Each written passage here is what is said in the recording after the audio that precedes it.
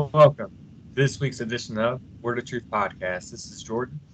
And this is Jaron. And this week we're jumping back into our discussion from last week about, living with purpose, finding purpose. Last week was more focused on, living without purpose and why we have no purpose. That didn't come out right. Anyway, we all have no purpose. No. So yeah, last week was talking about what happens when you don't really know your purpose. This week we're going to talk about how we can work to find our purpose.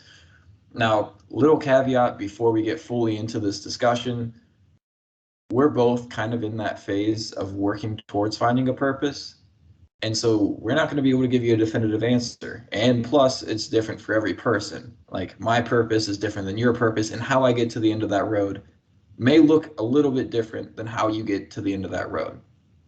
With that in mind, I do think that there are a couple of things that we can do and look at as general principles to help you kind of focus in and properly have the proper mindset as you're walking down this path. And so the first one I want to start with, last week we ended off as kind of the root of the issue is misplacing your identity. And so the first step to finding your identity is recognizing and properly placing that in God. You recognize your identity is in God, and you properly place everything you do with that mindset that your identity is in God. Yeah, so one thing that you kind of made mention to me last week when we were done was our whole podcast is on Ecclesiastes, really. Yep. And in Ecclesiastes 12 and verse 13, when you look at Acts chapter 17, verses 26 through 27, you see that man was created with the purpose of serving God. So from like part of our fundamental being is to serve and to strive after the Lord. And when you reject that, when you separate yourself from that, you have this void. And everyone looks for their purpose, and it's really that void that you want to have fulfilled. Um, you feel lost. You're kind of wandering, trying to figure things out. And when you are separated from God, you're rejecting part of who you are. In Acts chapter 17, that's Paul on Mars Hill, and he lets them know. He talks about that unknown God, and he talks about how it's in Christ that we live and move and have our being. It's in Him that we consist, and we were made with the purpose to strive and to seek after God.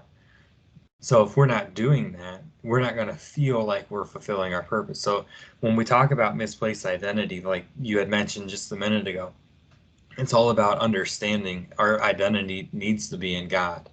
In Ephesians 5 and verse 1, Paul instructed us to imitate Christ. And 1 Corinthians 11 and verse 1, he says, imitate me as I imitate Christ. My identity, if it's not in God, then it is going to be misplaced wherever it might be. Well, and kind of talking about that, looking all the way back to the very beginning when God created us, I kind of want to read that passage real quick in Genesis chapter 1. And I'll be just reading verses, say, 26, maybe to 28, maybe to 30. We'll see how far I go until I feel like the point was made. But we find here it says, then God said, let us make mankind in our image and our likeness, so that they may rule over the fish of the sea and the birds of the sky, over the livestock and all the wild animals, and over the creatures that move along the ground. So God created mankind in his own image. In the image of God he created them, male and female he created them.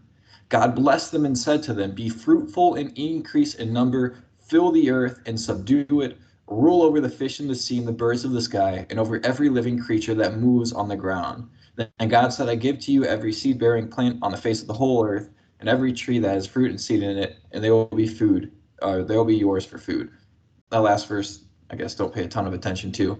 But up to that point, though, we see the purpose at the very beginning that God created us with. He first created us in our likeness, and then he told us to go out and rule the earth, aka fill it, aka bear his image across everywhere. So our purpose as individuals and as a whole is to be an image bearer of God. That is literally why we were created. And so if we aren't working to fulfill that purpose, our life is going to feel really out of whack, because that was our initial Like the reason why we were created is to serve this purpose, is to fill God's creation with his glory. And so if we don't place it in that, we're just going to be confused.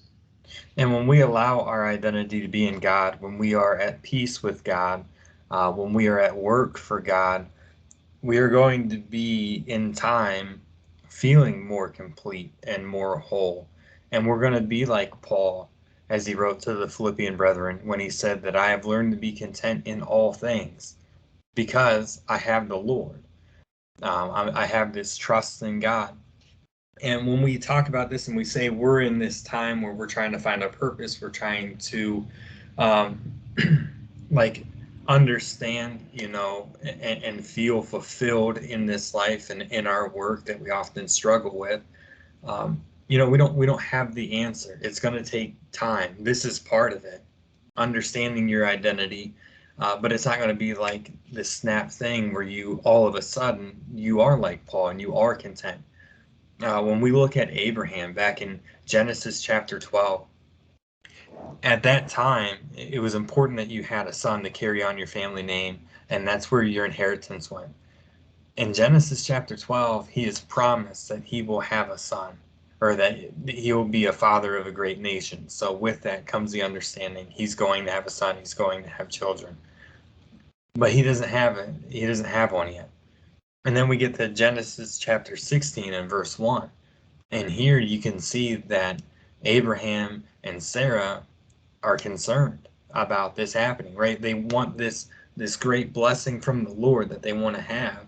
This is their fulfillment, right? This is how they just have this purpose. Well, Sarah hasn't had a child yet, so now take Hagar, my servant, and have a son, and that's where Ishmael comes from. But again, that's not the one that was promised. That's not the seed of promise. He has to wait until he is over 90 years old. Sarah's 100 years old, or Abraham's 100 years old, until he has a son, Isaac, that is that seed that was promised all the way back. So the point that I want to bring out here is understand when you know that your identity is in God, when you are faithful to God like Abraham was, and you trust in him, let that trust carry you. That in time you are going to be like Paul, you're going to be complete, you're going to have those things that you were hoping for in this life according to God's will. But it's not going to happen right away. I'm sure Abraham had his own struggles in trying understanding, okay, the Lord promised me this, but that was years ago. Where is his fulfillment? They laughed when the Lord said, at this time next year, you will be with child. And that's when Sarah laughed to herself and said, because she said, I'm past that point. I'm past the childbearing age, but if you have faith, in time, you'll get to this point. But you got to keep faith. And that all comes back to understanding your identity is with God. Yeah. And understanding your identity with God then kind of takes into the next point where you recognize that we work to our purpose. We don't work for our purpose. Our work is to glorify God. In the end, our purpose is to glorify God. Our work isn't to, in my case, isn't to test all the emails to make sure that Dave Ramsey has a good public image or to help people get out of debt or anything like that. That's not my purpose. My purpose is to glorify God in everything that I do.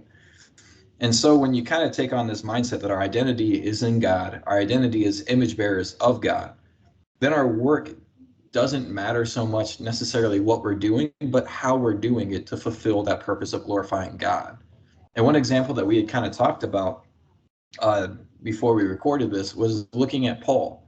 What is Paul's purpose when you think of him? The Apostle Paul, we think of as this great minister. We think of all the churches that he had planted. We think of the epistles that he has written. We think of all these great things that he has done for the church. But yet we find his occupation was actually tent making. And you're like, well, how does that match up? If his purpose is ministry, why is he a tent maker?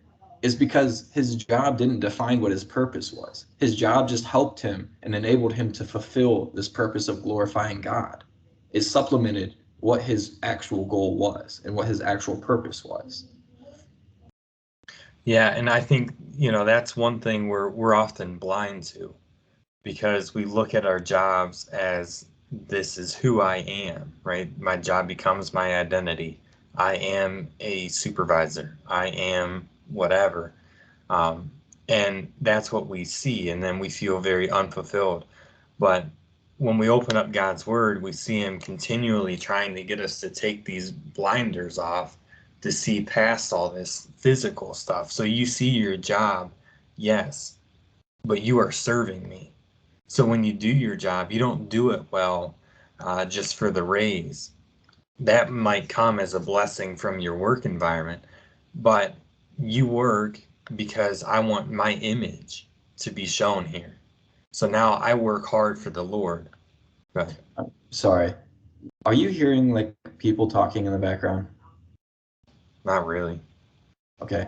Because I wasn't sure because someone's on a call in the room right next to me and it's like really loud and I wasn't sure if that was getting into the recording.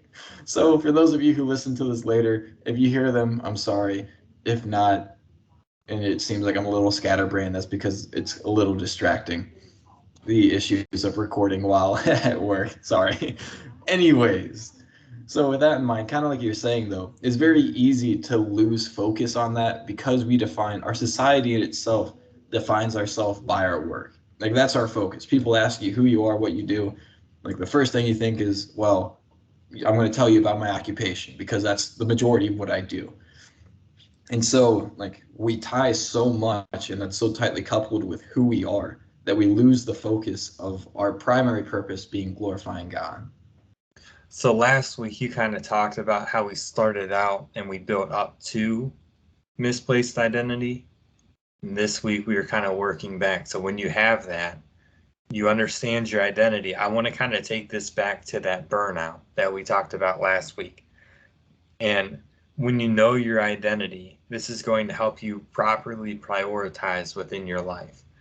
So when I know that my identity is with God, I'm going to work to maintain the proper balance within my life, where our society does push the whole workaholic attitude. I'm going to understand I can't always be doing that because I look at God himself when he was here on earth in Jesus, the Son of God, and I see even he withdrew himself from the crowds. Even he took his disciples away from the crowds so they could have rest.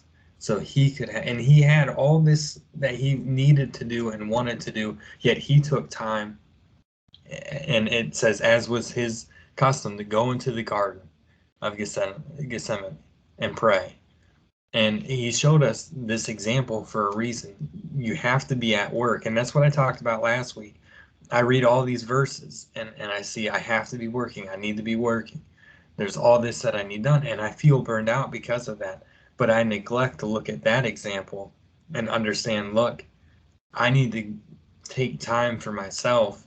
I need to take time to go to God in prayer, and to kind of rest so then I can have that ability to go out. There's so much that needs to be done, whether it's in my, um, my physical work or working for the kingdom of God. There's a lot that needs to be done. But with Christ, it didn't all happen in one day. For me, Yeah. in no way is it going to happen all day. And so um, I think that we just kind of need to keep that. If we do that, we're not going to be so burned out because I'll be able to prioritize my day, understand what do I need to really get done today. Yeah. I need to make sure, one, I'm taking care of my faith, and then work down from there. And if you do that, and then trusting in the Lord that He's going to be there with you, that what you're doing is working for a higher purpose. When you trust in that, that's going to keep you motivated because you're going to understand, even though I'm not seeing maybe progress right now, I'm working towards that progress. And it'll be evident once I, get to the end of the week or get to the end of the month. I'm going to see that, especially in our faith. You don't see the end result for a while. It You takes don't see time. it you don't see it till your life's over, because that's the hard thing with faith, is it's a continual growth. Well, and even just feeling like you're growing stronger. Well, Like I would even say at the times when you're really growing, those are the times when you are feeling the most beaten down.